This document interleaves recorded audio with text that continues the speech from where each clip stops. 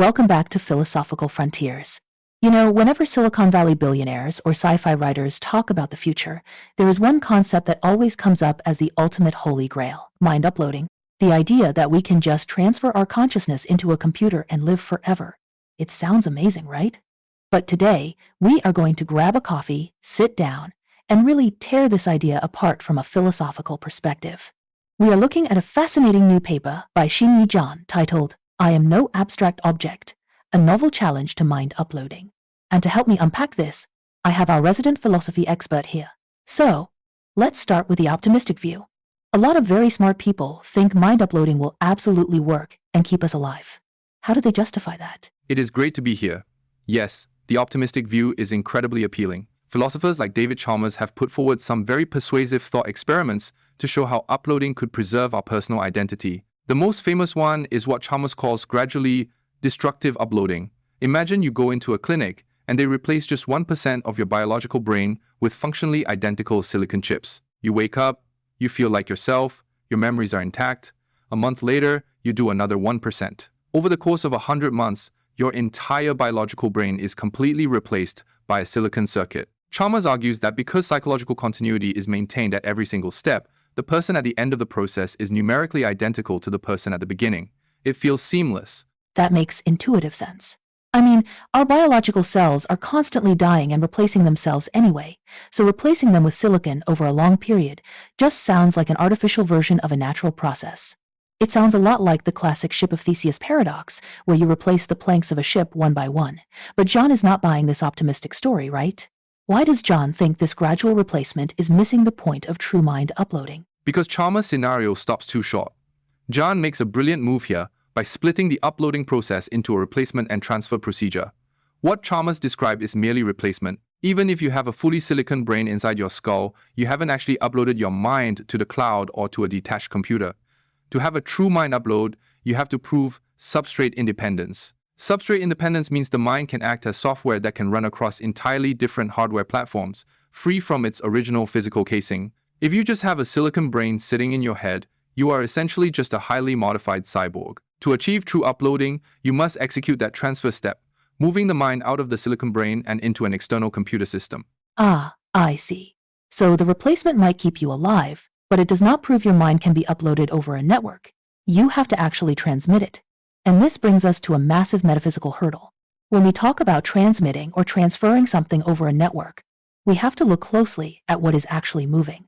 John argues that this transfer process reveals a fatal flaw, specifically regarding the distinction between abstract objects versus concrete individuals. What exactly does this mean in the context of uploading? This is the core of John's argument.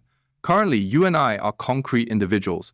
We have physical mass. We occupy one specific location in space and time. You cannot be in New York and London simultaneously. But think about what happens during that transfer step of uploading.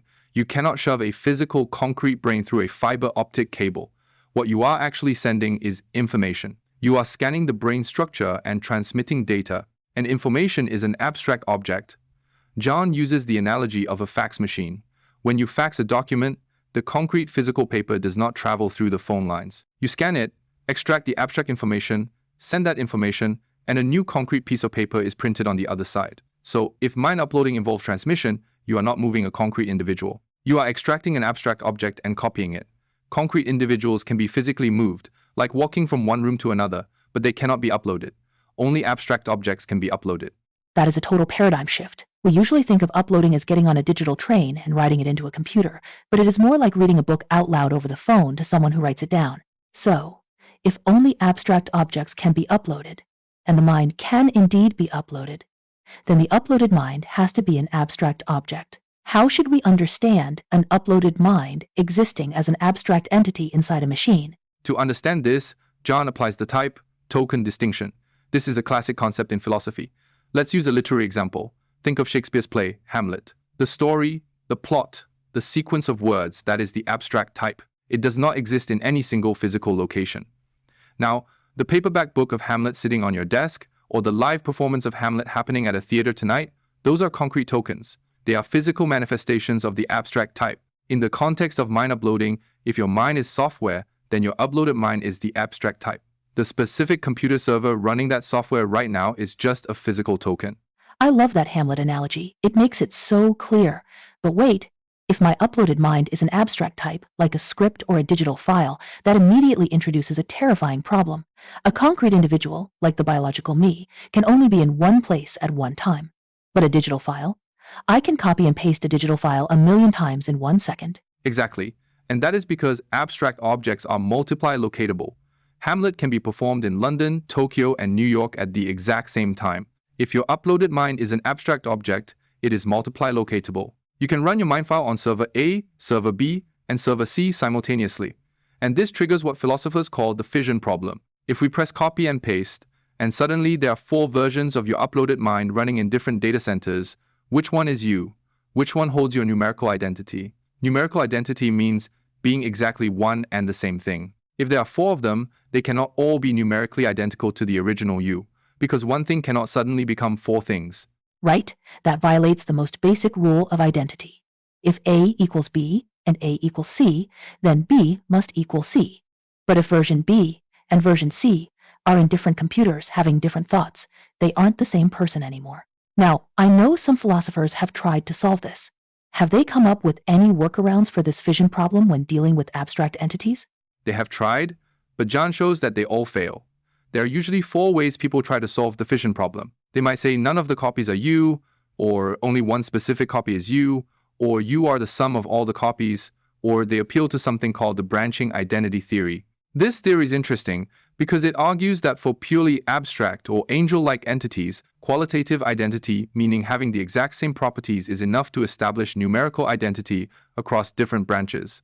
But Zhan dismantles this too. Even if we accept the branching identity theory, it completely blurs the line between transferring a mind and merely copying a mind. If making a copy creates a numerically identical branch, then the whole concept of transferring your singular self to a new substrate collapses. You aren't moving, you are just endlessly duplicating. Therefore, Zhan concludes that the uploaded mind, being an abstract object, cannot preserve numerical identity with the original concrete person. Wow. So to summarize the cascade so far, to truly upload, we need substrate independence, which requires transfer, not just replacement. But transfer only works for abstract objects like information. And because abstract objects are multiply locatable, we hit the fission problem, which destroys numerical identity. So, if I lose my numerical identity, does that mean I am dead? If the upload is just a copy, have I failed to survive? That is the million-dollar question. And here Zhan introduces another vital philosophical distinction: survival versus persistence. These words sound like synonyms in everyday English, but in this context they are very different. Persistence is a strict metaphysical concept. It requires absolute numerical identity. For you to persist from Tuesday to Wednesday, the Wednesday person must be numerically identical to the Tuesday person. Based on the fission problem, Zhan concludes that you definitely cannot persist as an upload. However, survival might be a looser concept. Parfit famously argued in his brain-splitting thought experiments that we might be able to survive even if we lose strict numerical identity, as long as there is strong psychological continuity. So, could you, a concrete individual, survive as an abstract object? Zhan leaves this as an open question. It relies on a massive assumption that psychological continuity alone is sufficient for a concrete being to survive a radical transformation into an abstract state. We simply do not know if that assumption holds true.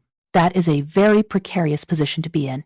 It is basically saying, you definitely won't be the exact same entity, but there's a slight, highly debated chance that some version of you survives the transition. If the philosophical outlook is this bleak, if I am guaranteed to lose my numerical identity and my actual survival is a giant question mark, why would anyone ever undergo mind uploading? Should we just throw the whole technology in the trash? Not necessarily. And this is where Zhan brings the paper to a very grounded, practical conclusion. Even if mind uploading fails to preserve personal identity, and even if it does not grant you true survival, it still has immense practical value, especially when facing death. Think about why people write autobiographies, or why they leave behind letters and photographs for their loved ones. They want to preserve their information, their memories, their unique perspective on the world. An uploaded mind, even if it is just a digital copy or an abstract replica, is the ultimate autobiography. It is an interactive archive of your personality and knowledge. So, Zhan argues that choosing to upload your mind at the end of your life is a perfectly rational choice for preserving information, even if it does not give you personal immortality. That is a beautiful way to frame it. It shifts the goalpost from biological immortality to historical preservation.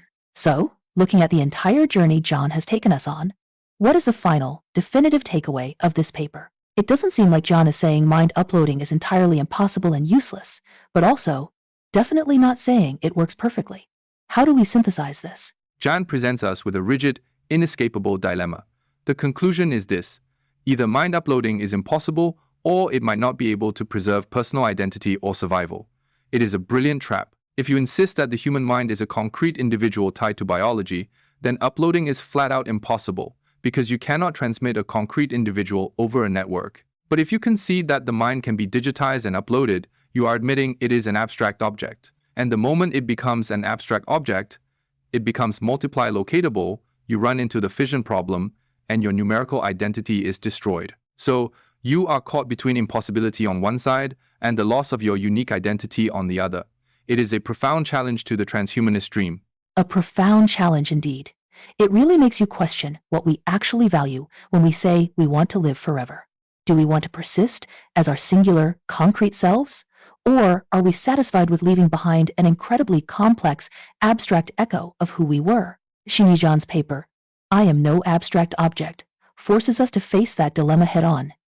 Thank you so much for breaking down this incredibly dense and fascinating argument with me. And thank you to everyone listening to Philosophical Frontiers. We will see you next time as we continue to explore the boundaries of the mind and the future.